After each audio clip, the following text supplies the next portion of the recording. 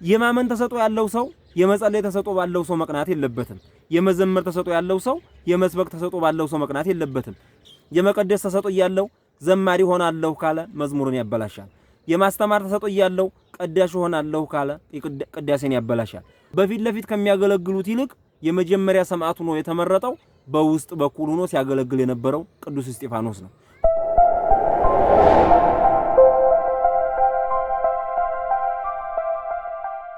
ለምንም ተሰጦ የተፈጠረ ሰው አለን ወይስ ደግሞ እግዚአብሔር ሲፈጥረው ያለ መክሊት የፈጠረው ሰው አለን? እስኪ ሁላችንም መክሊታችንን እንድናውቀው ወይም ደግሞ መክሊት ይኖረና አይኖረን እንድንለይ ወይም የራሳችንን አቅምና ክህሎት ተረድተን የኛ መተዳደሪያ የኛ መኖሪያ ፈጣሪ ሲፈጥረን የሰጠን መክሊት ምን እንደሆነ እናውቅ ዘንድ ዛሬ ይህን ቪዲዮ እንመልከት። በዚህ ቪዲዮአችን የእያንዳንዳችን ተሰጦ ምን ሊሆን እንደሚችል ራሳችንን እንድንመረምርና እንድንፈትሽ እንዲሁም ደግሞ ተሰጧችንን እንድንፈልግ የሚያደርጉ መልእክቶችን እናገኛለን። በቤተ ክርስቲያን የሚነገር አንድ ምሳሌን እናንሳና በዛ ምሳሌ መሰረት ለሁላችንም የሚጠቅም ዕውቀትን እናገኛለን ብለን ተስፋ እናደርጋለን።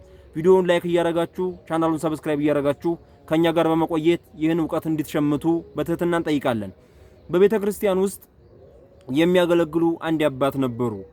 ይህ አባት ከሌሎች ካህናት ጋር በጋራ በመሆን ሌሊቱን በማህሌት አብረው ሲዘምሩ ያድራሉ። በዚህም ምክንያት በጣም አገልግሎት ከማብዛታቸው የተነሳ ወይም ደግሞ በተመስጦ ውስጥ ሆነው በመዘመራቸው የተነሳ በፊታቸው ላይ ላባታቸው ይወርድ ነበር። ይህን በፊታቸው የሚወርደውን ላባቸውን ሁሉም እየተመለከቱ ያደንቁ ነበር።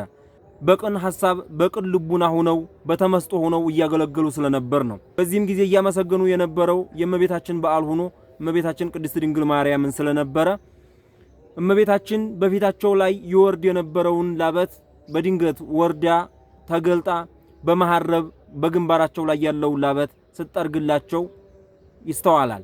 በዚህም ሲያያቸው የነበረው ግን አንድ ሰው ብቻ ነበረ። አንድ ሰው። ሌሎቹ አባቶች ግን ይህን ለማየት አልታደሉም ነበረ። ነገር ግን አንዱ አባት እመቤታችን ድንግል ማርያም የዛን ካህን ላበት ስትጠርግላቸው ያዩ ነበረ። ላበታቸውን ስትጠርግላቸው ያዩት አባት ወደ ሌላ ሶስተኛ አባት ጠጋ ብለው በጣም ገረመኝ፣ ኃጢአተኝነቴም ተሰማኝ፣ ዛሬ ያየሁትን ነገር ለኔ ሆኖ ቢሆን ኖሮ ብዬ ተመኘው፣ ነገር ግን ኃጢአተኛ ስለሆንኩኝ ለኔ ሊሆን አልታደልኩም ብለው ለዛ አባት ይነግራሉ። ያ ሶስተኛው አባት ደግሞ ምን አይተህ ነው ብለው ይጠይቋቸዋል። በዚህ ጊዜ እዛ ያሉትን አባት ብለው በእጃቸው እያመለከቱ እዛ ፊት ለፊታችን ያሉትን አባት ሲዘምሩ ሲያገለግሉ ነበርና በተመስጦ ላባቸው በግንባራቸው ላይ ሲወርድ ነበር። ስለዚህ እመቤታችን ተገለጠችና ነጭ ልብስ ለብሳ መሐረም ይዛ በግንባራቸው ላይ የሚወርደውን ላበት ስትጠርግላቸው አየሁኝ ብለው ይነግሯቸዋል። ስለዚህ ያኛው አባት ደግሞ ይህንን የሰሙት አባት ለራሳቸው ማዘን ይጀምራሉ፣ ይተክዛሉ። ምን ነው እኔ ለዚህ በረከት ሳልበቃ ቀረው? እመቤታችን ለኔ መታ የግንባሬን ላበት ሳትጠርግልኝ ወይም እንደዛ ሰውዬን ሳትጎበኘኝ ቀረች ብዬ እኔን ስናደድ አንተ ደግሞ እርሶ ደግሞ የባሰ እንደዚህ በንዴት ውስጥ ይሆናሉ። ምንድነው ችግሩ ብለው ይጠይቃሉ። ያም አባት ይህን የተባለውን ሰምተው ባይሆን እኔ ልዘን፣ ባይሆን እኔ ልተክዝ፣ ባይሆን እኔን ይሰማኝ፣ እናንተማ ስለምን ታዝናላችሁ ብለው ይመልሳሉ። እንዴት አላዝን? እኔን እኮ አይደለም ላበቴን የጠረገችልኝ እመቤቴ ብለው ሲመልሱላቸው እርሰው ያልተረዱት ነገር አለ፣ ያላወቁት መክሊት አለ። እመቤታችንን ለማየት የታደሉት የእምነት መክሊት ቢኖረውት ነው። እሳቸው የታደሉ ስለሆኑ ላበታቸውን እመቤታችን ጠረገችላቸው።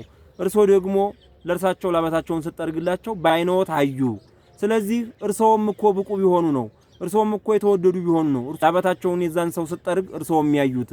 ባይሆን እኛ እንዘን እንጂ አሉ ይባላል።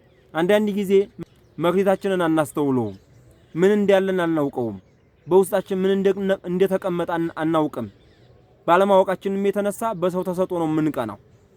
ይህ አባት የቀኑት ቅናት መንፈሳዊ ቅናት እንደሆነ ይታወቃል። ምን ነው እኔ ኃጢአቴ ይህን ነገር እመቤታችን ለኔ እንዳታረግልኝ ከለከለኝ፣ በደሌ ከለከለኝ ብለው ራሳቸውን ነው የወቀሱት። እኛ ብዙ ጊዜ ራሳችንን እንወቅሳለን። ነገር ግን ደግሞ በሰዎች ተሰጦ፣ በሰዎች በረከት፣ በሰዎች ስጦታ እንቀናለን። ሰዎች ባገኙት መክሊት እየቀናን የራሳችንን መክሊት ከመፈለግ ወደ ኋላ ስንል ይስተዋላል። ለመሆኑ ያለ መክሊት የተፈጠረ ሰው አለ ብለን ራሳችንን ብንፈትሽ ግን ያለ ተሰጦና ያለ መክሊት የተፈጠረ ሰው የለም። አንዳንድ መክሊቶች አደባባይ ናቸው፣ አንዳንድ መክሊቶች ደግሞ የውስጥ ናቸው። አንዳንድ መክሊቶች በሰው ፊት ያስወጣሉ ወይም በሰው ፊት ያቆያሉ። አንዳንዶች ደግሞ ከሰው ጀርባ ባለው ሁኔታ ውስጥ የሚያቆዩ ናቸው። እነዚህን መክሊቶች መረዳት ግን እኛ የሚጠበቅብን ትልቁ ነገር ነው ማለት ነው። እንግዲህ ተሰጦ ያለው ሰው አንዳንዱ የመዘምር ተሰጦ አለው፣ አንዳንዱ የመቀደስ ተሰጦ አለው፣ አንዳንዱ የመስበክ የማስተማር ተሰጦ አለው፣ አንዳንዱ ደግሞ የማገልገል ወይም ደግሞ ውስጥ ለውስጥ ያሉ ስራዎችን የመስራት ተሰጦ አለው፣ አንዳንዱ የማመን ተሰጦ አለው፣ አንዳንዱ የትህትና ተሰጦ አለው፣ አንዳንዱ የፍቅር ተሰጦ አለው። ተሰጧችን ብዙ ነው። ለእያንዳንዳችን መክሊት አለን፣ ለእያንዳንዳችን ተሰጦ አለን። መንፈስ ቅዱስ አንድ ነው፣ ስጦታው ግን ልዩ ልዩ ነው እንዳለ ማለት ነው ቅዱስ ጳውሎስ። ስለዚህ ተሰጧችን ልዩ ልዩ ሆነ፣ መንፈስ ቅዱስ ግን አንድ ነው። በአንድነቱ ለኛ ልዩ ልዩ ተሰጦን ሰጠን። የማመን ተሰጦ ያለው ሰው የመጸለይ ተሰጦ ባለው ሰው መቅናት የለበትም። የመዘመር ተሰጦ ያለው ሰው የመስበክ ተሰጦ ባለው ሰው መቅናት የለበትም። የመቀደስ ተሰጦ ያለው ሰው በመስበክ የመዘመር የመጸለይ ተሰጦ ባለው ሰው መቅናት የለበትም። የማስቀደስ ተሰጦ ያለውም አለ። የማስቀደስ ተሰጦ ያለው ሰው የመቀደስ ተሰጦ፣ የመዘመር ተሰጦ፣ የመስበክ ተሰጦ ባለው ሰው መቅናት የለበትም። ምክንያቱም ማስቀደስ ራሱን የቻለ አንድ ተሰጦ ነው። ቶሎ ቶሎ የመቁረብ ተሰጦም የሚሰጠው ሰው አለ። እንግዲህ እነዚህ ተሰጦዎች በሙሉ እኛ ፈልገን ብቻ ሳይሆን እግዚአብሔር ሲፈጥረን አብረውን የሚሰጠን ተሰጦ ናቸው። አንዳንድ ተሰጦዎቻችንን ስንፈጠር እግዚአብሔር ሰጥቶን እንፈጠራለን። አንዳንድ ተሰጦች ደግሞ በመማር በልምድ እናመጣቸዋለን። ነገር ግን ሁሉም ተሰጦ ናቸው። ምክንያቱም ከውስጥ ተምረን የምናመጣቸውንም ተሰጦ እንድንማራቸውና እንድናውቃቸው እንድንቀበላቸው የሚያደርግ ችሎታና አቅም ወይም ነፍስን እግዚአብሔር ሰጥቶናል። ከተወለድን በኋላ ከመጣን በኋላ በነፍሳችን በኩል ሁሉን አዋቂ በሆነችው ሁሉን ቻይ በሆነችው ሁሉን ለማጅ በሆነችው በነፍሳችን በኩል ሁሉን ነገር ለምንድን አውቀን ባለተሰጦ እንሆናለን። ለምሳሌ አንድ ሰው ቋንቋ የሚያውቅበት ተሰጦ አለው። ማንኛውም ሰው ቋንቋን የሚችልበት ቋንቋን የሚናገርበት ተሰጦ አለው። ይሄ ተሰጦ ስላለው ውጭ ሀገር ሂዶ ቻይንኛ፣ እንግሊዝኛ ወይም እዚህ አካባቢ ሆኖ ሌሎች ቋንቋዎችን እየሄደ ሊማር ይችላል። ለምን? ከነፍሱ ስጦታ ስለተሰጠው ማለት ነው። የሚያውቅበት ነፍስ አዋቂነት ስለተሰጣት በዛች አማካኝነት ዕውቀቶችን ቋንቋዎችን የመማር የማወቅ ችሎታ አለው። ልክ እንደዚሁ ሁሉ ነፍሳችን ብዙ አይነት ተሰጦዎችን የምንችልበት ብዙ አይነት ተሰጦዎችን የምንቀበልበት በዚህ ዓለም ላይ በምንማረው ትምህርት በዚህ ዓለም ላይ በምናገኘው ዕውቀት ተሰጦ አድርገን ያንን የምንኖርበት ከውስጧ እግዚአብሔር ሲፈጥራት የሰጣት ትልቅ ተሰጦ አለ። በዛ አማካኝነት ወደዚህ ዓለም ከመጣ በኋላ ተምሮ የሆነ መክሊቱን አግኝቶ ሰው ይኖራል። አንዳንዱ ደግሞ በተፈጥሮ ባገኘው መክሊት ይኖራል። አንዳንዱ ደግሞ መክሊቱንም ሳያውቀው በዚህ ዓለምም ላይ ያለውን ዕውቀቱን ሳይችለው ሳያገኘው የሚኖር ሰው አለ። ስለዚህ እኛ ከየትኛው ነን? መክሊቱን ያላገኘነን መክሊቱ እያለ ያልተጠቀመበት ነን ወይስ ደግሞ መክሊታችንን እያበላሸን ያለንን? ከየትኛው እንመደባለን? በዚህ ዕለት የሚታሰቡት ገብርኄር የሚባል በዓል ነው። ገብርኄር የአብይ ጾም 6ኛው ሳምንት ነው። 3 አይነት ሰዎች አሉ። አንዱ 5 መክሊት አለው፣ ተጨማሪ 5 መክሊት አተረፈ። አንዱ 2 መክሊት ነበረው፣ ተጨማሪ 2 መክሊትን አተረፈ። አንድኛው ግን 1 መክሊት ነበረው፣ ያችኑ መክሊቱን ቀበረ። የተሰጠውን መክሊቱን ቀብሮ በሌላ መክሊት የሚንቀሳቀስ ሰው ምን አይነት ሰው ይሆናል? የሰው መክሊትን የሚያበላሽ ሰው ይሆናል። የሰው መክሊትን የሚያበላሽ ሰው የመቀደስ ተሰጦ እያለው ዘማሪ ሆናለሁ ካለ መዝሙርን ያበላሻል። የማስተማር ተሰጦ እያለው ቀዳሽ ሆናለሁ ካለ ቅዳሴን ያበላሻል። ተሰጦውን አውቆ ተመራምሮ ለይቶ በተሰጦ አማካኝነት መንቀሳቀስ በተሰጦ አማካኝነት መራመድ ትልቅ ነገር አለው። ሰው መክሊቱን ቀበረ የሚባለው አንደኛ በተፈቀደለት መክሊት በተፈቀደለት ተሰጦ ልክ መንቀሳቀስ ሳይችል ሲቀር ወይም ሲሳነው ነው። ሁለተኛው ደግሞ መክሊቱን ትቶ ወደ ሌላ መክሊት እሄዳለሁ በሰው መክሊት እጠቀማለሁ ብሎ በሰዎች መክሊት መቅናት ሲጀምር ነው።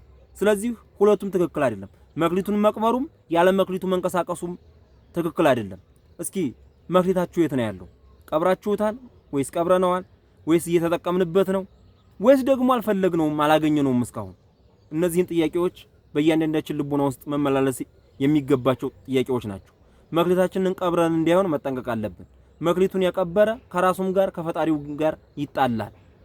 ስለዚህ መክሊታችን ከምን ደረጃ ላይ ነው? መክሊታችንን ተጠቅመነዋል ወይስ ፈልገን አግኝተነዋል ወይ? ካገኘነውስ እየተጠቀምንበት ነው ወይ የሚለውን ነገር እንድናስታውስ እንድናስተውል ይህን ነገር ወደ እናንተ ላደርስ መጣው። ምናልባት የአደባባይና የውስጥ የሚባለው ሰው የሚያየውና ሰው የማያየው የሚባለው መክሊት የሚያሳስበን እንኖራለን። ቅዱስ እስጢፋኖስን እናውቀው ከሆነ በመንፈሳዊ ሕይወት እሱ አገልግሎቱ የአደባባይ አገልግሎት አልነበረም። ነገር ግን እግዚአብሔር መርጦ በአደባባይ እንዲሞት አድርጎ የአደባባይ ሰማዕትነትን ተቀብሎ እግዚአብሔር መርጦታል። በፊት ለፊት ከሚያገለግሉት ይልቅ የመጀመሪያ ሰማዕቱ ነው የተመረጠው። በውስጥ በኩል ሆኖ ሲያገለግል የነበረው ቅዱስ እስጢፋኖስ ነው። ሁልጊዜ እግዚአብሔር የሚመርጣቸው ፊት ለፊት ለይታ የሚበቁት አይደሉ፣ ህዩኝ የሚያስብሉት አይደሉ፣ ወይ በአደባባይ በፊት ለፊት የሚነገሩትን መክሊቶች ብቻ አይደለም፣ ወይም ደግሞ በፍጹምም ላይሆን ይችላል። እግዚአብሔር በውስጥ ሆነው ስራ የሚሰሩትን፣ በውስጥ ሆነው አገልግሎት የሚያገለግሉትን፣ በውስጥ ሆነው መክሊታቸውን የሚጠቀሙትን ሰዎች ነው የሚመርጣቸው። እግዚአብሔር ሁልጊዜም እግዚአብሔር የውስጡን ነው የሚያየው፣ የአንደበቱን አይደለም፣ በውስጥ ያለውን ነው የሚያየውና መክሊታችሁን ለመጠቀም ለመፈለግ ትጉ፣ ያገኛችሁ ለመጠቀም ትጉ። እየተጠቀማችሁ ያላችሁ ይበልጥ አገልግሉበት፣ ለማትረፍ ባለን እጥፍ ለማግኘት እንታገል ለማለት ነው። መድኃኔዓለም በቸርነቱ ያላገኘነው መክሊታችንን እንድናገኝ፣ ያገኘነው ደግሞ በመክሊታችን እንድንጠቀምበት፣ እየተጠቀምንበት ያለነው ከዚህ በላይ ደግሞ የተሻለ ነገር ሰርተን እንድንለወጥበት፣ መንፈሳዊ ህይወታችንም እንድንለውጥበት ይርዳን። ደግሞ የባሰውን መክሊታችንን ቀብረን እንዳንገኝ ይርዳን። ከመቅበር ባሻገር ደግሞ መቅበር ሳያንሰን ጭራሽ መክሊቱን የሰጠንን እንዳንወቅስ በቸርነቱ ይርዳን። ወስብሐት ለእግዚአብሔር ወለወላዲቱ ድንግል ወለመስቀሉ ክቡር አሜን። ይቆየን። እግዚአብሔር ይስጥልን።